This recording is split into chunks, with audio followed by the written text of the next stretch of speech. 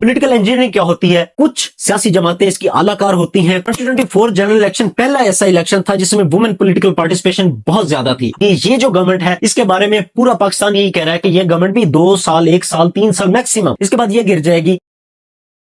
کسی بھی ملک میں کسی بھی نیشنل لیول کی پولیٹیکل پارٹی کو تباہ کرنے کے دبانے کے کیا اثرات اور کیا نقصانات ہو سکتے ہیں، اس پر آج ہم بات کریں گے۔ پولیٹیکل انجینئرنگ کیا ہوتی ہے؟ مینیپولیشن کے تھرو سیاسی نتائج کو تبدیل کیا جاتا ہے اور اپنے من پسند نتائج بنائے جاتے ہیں، اس کو پولیٹیکل انجینئرنگ کہا جاتا ہے۔ پاکستان میں پولیٹیکل انجینئرنگ ایک ایسی سیاسی حقیقت ہے جس سے کوئی شخص انکار نہیں کر سکتا۔ پاکستان بننے سے لے کر اب تک یہ پولیٹیکل انجینئرنگ کسی نہ کسی صورت میں ہوتی رہی ہے۔ کچھ سیاسی جماعتیں اس کی اعلی کار ہوتی ہیں، کچھ کو فائدہ ہوتا ہے تو کچھ کو نقصان ہوتا ہے۔ اب اس پولیٹیکل انجینئرنگ کے ذمہ داران کون ہیں؟ پولیٹیکل ایلیٹ کے بہت سارے لوگ اعلی کار بنتے ہیں اور اس پولیٹیکل انجینئرنگ سے فائدہ اٹھاتے ہیں، پاور میں آنے کے لیے دوسری سیاسی جماعتوں کو دباتے ہیں، اور اس طرح ہمارے گورننس سسٹم کو تباہ کیا جاتا ہے، ہمارے انٹرنیشنل ریلیشنز کو تباہ کیا جاتا ہے، اکانومی کو تباہ کیا جاتا ہے، ہمارے معاشرے کو، معیشت، ہر ایک چیز کو تباہ کیا جاتا ہے۔ ریسنٹلی 2024 کے جنرل الیکشن سے تقریباً 1 سال پہلے پاکستان میں یہ پولیٹیکل انجینئرنگ کا آغاز ہوا، اور اس پولیٹیکل انجینئرنگ کے ذریعے پاکستان تحریک انصاف کو دبایا گیا اور مسلم لیگ نون، پیپلز پارٹی اور بہت ساری سیاسی جماعتوں کو اس سے فائدہ ہوا اور وہ پاور میں آئے۔ فار ایگزامپل PDM کی گورنمنٹ آئی، انہوں نے پاکستان تحریک انصاف کے خلاف ایک مکمل مہم چلانا شروع کر دی، پرتشدد مہم،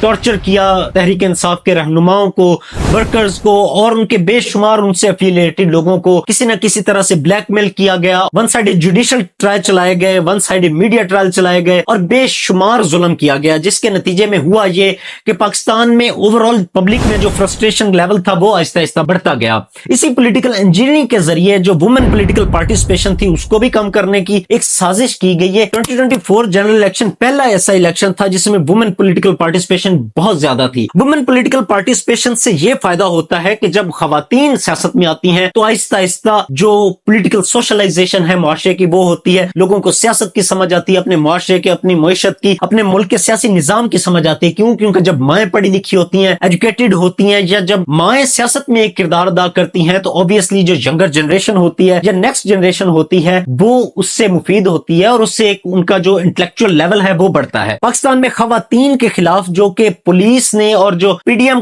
کی گورنمنٹ کے دور میں خواتین پہ جو تشدد ہوا پولیس نے کیا، اس تشدد کو پورے پاکستان نے دیکھا، میڈیا کے اوپر یہ تشدد کیا گیا۔ اب اس پولیٹیکل انجینئرنگ کے جو نقصانات ہیں وہ بے شمار ہیں۔ اوورآل معاشرے میں ایک ڈویژن پیدا ہوتی ہے، ایون کے انسٹیٹیوشنل ڈویژن بھی پیدا ہوتی ہے۔ جو ہمارے انسٹیٹیوشن ہیں ان میں 2 دھڑے بن جاتے ہیں، فیملیز کے اندر دھڑے بن جاتے ہیں، ریلیجیس ڈویژن ہوتی ہے، اور اوورآل ایک معاشرہ جو ہے وہ تقسیم ہو کر رہ جاتا ہے۔ اس کے دور تک نتائج عوام کو بھگتنے پڑتے ہیں، معاشرے کو اور ملک کو بھگتنے پڑتے ہیں۔ ہمارے انٹرنیشنل ریلیشنز تباہ ہوتے ہیں، اس سے ہماری اکانومی تباہ ہوتی ہے، ہمارا معاشرہ تباہ ہوتا ہے، بے شمار مسائل ہیں جو کہ گنتے گنتے بہت ٹائم لگ جائے گا۔ اب پاکستان میں المیہ یہ ہے کہ یہ پولیٹیکل انجینئرنگ پاکستان بننے سے لے کر اب تک ہوتی آئی ہے، اور کہیں نہ کہیں کوئی نہ کوئی سیاسی جماعت اس کی اعلی کار ہوتی ہے، اس سے مستفید ہوتی ہے، فائدہ اٹھاتی ہے۔ اب ایک دور تھا یہ پولیٹیکل انجینئرنگ پیپلز پارٹی کے خلاف ہوئی، پھر ایک دور آیا PMLN کے خلاف ہوئی، پھر ایک دور آیا جب پاکستان تحریک انصاف کے خلاف ہوئی۔ اب ڈیفرنٹ سیاسی جماعتوں کو یہ سوچنا چاہیے کہ ایسا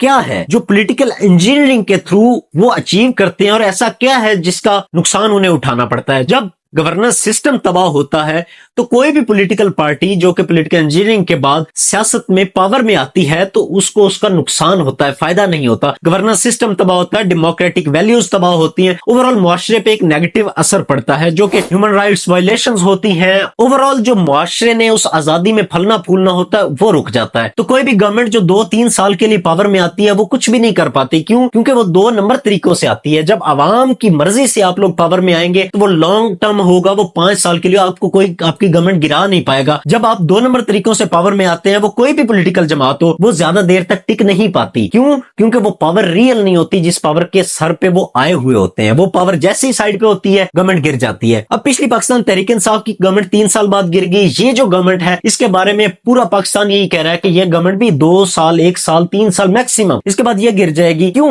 پاکستان کے ساتھ آخر یہ کب تک ہوتا رہے گا؟ جب ساری گورنمنٹ 2 سال 3 سال بعد گریں گی تو جو لانگ ٹرم پالیسیز ہیں ان کا کیا ہوگا؟ ہر گورنمنٹ پالیسیز بدلے گی تو اس سے اوورآل پاکستان کو کوئی فائدہ نہیں ہوگا، صرف نقصان ہی ہوگا۔ اب اس ٹائم پاکستان تحریک انصاف ایک مشہور اور مقبول سیاسی جماعت ہے پاکستان میں، جو کہ पाकिस्तान के हर एक हिस्से में मकबूल है। इससे क्या नुकसानात होंगे पाकिस्तान तहरीक इंसाफ को दबाने से? अब इस टाइम पाकिस्तान तहरीक इंसाफ पाकिस्तान की नेशनल पॉलिटिकल पार्टी है जो कि पाकिस्तान के हर खित्ते में इक्वली बराबर मकबूल है। अब ये पाकिस्तानी रियासत को बराबर का फायदा भी दे सकती है, नुकसान भी दे सकती है, डिवीजन पैदा कर सकती है। अगर इसके गवर्नमेंट के साथ इख्तलाफात होंगे तो गवर्नमेंट को चलने नहीं देंगे और एक मुआशरे में ओवरऑल डिवीजन पैदा होगी, मुआशी इस्तेकाम नहीं आएगा, हमारा जो सियासी इस्तेकाम है वो नहीं आएगा। क्यों पाकिस्तान तहरीक इंसाफ को दबाया जाए जबकि इससे दबाने से इतने नुकसानात होंगे? और पाकिस्तान तहरीक इंसाफ को अगर आजादाना तौर पर एक मैदान दिया जाए, लेवल प्लेइंग फील्ड दी जाए, उससे फायदा क्या हो सकता है गवर्नमेंट को? गवर्नमेंट को बेशुमार फायदे हो सकते हैं। एक हकीकत पसंदाना मैदान होगा, एक हकीकत पसंदाना मुआशरा बनेगा जो ये हमारे आइडेंटिटी क्राइसिस हैं, हमारे पॉलिटिकल क्राइसिस हैं, हमारे इकोनॉमिक क्राइसिस है, बेशुमार क्राइसिस है, ये सारे खत्म हो जाएंगे। क्योंकि एक जो नेशनलिस्ट लेवल की पॉलिटिकल पार्टी है वो एक पहचान देती है मुल्क को, अवाम को, वो एक समत देती है रियासत को, वो एक मईशत को इस्तेकाम बख्शती है। फिर क्यों पॉलिटिकल इंजीनियरिंग की जाए और क्यों 2 नंबर तरीकों से गवर्नमेंट में आया जाए जबकि इसका सिर्फ और सिर्फ नुकसान हो रहा है? पाकिस्तान तहरीक इंसाफ अगर गवर्नमेंट को सपोर्ट करे, रियासत को सपोर्ट करे, उनको लेवल प्लेइंग फील्ड दी जाए तो उससे होगा ये कि लोगों का एतबार गवर्नमेंट में बढ़ेगा और लोग इक्वली पार्टिसिपेट करेंगे। और रियासत 4 बंदे 50 बंदे 100 बंदा नहीं चलाता, रियासत को रियासत की अवाम चलाती है। जब वो इक्वली पार्टिसिपेट करेंगे, वो अपने आप को हिस्सेदार समझेंगे, इक्वली पार्टिसिपेंट होंगे, तभी वो इस रियासत में किरदार अदा कर सकते हैं और ओवरऑल एक स्टेबिलिटी आएगी। जो पॉलिटिकल इंस्टेबिलिटी है ये खत्म होगी तो ओवरऑल इससे मुआशरा, मुईशत, सियासत और पूरा मुल्क इस्तेकाम में आएगा और ओवरऑल पूरे मुल्क को इससे फायदा होगा। तो क्यों पॉलिटिकल इंजीनियरिंग की जाए, क्यों एक नेशनल लेवल की सियासी जमात को दबाया जाए जबकि उसको दबाने से सिर्फ और सिर्फ रियासत को, मुल्क को, गवर्नमेंट को नुकसान होगा?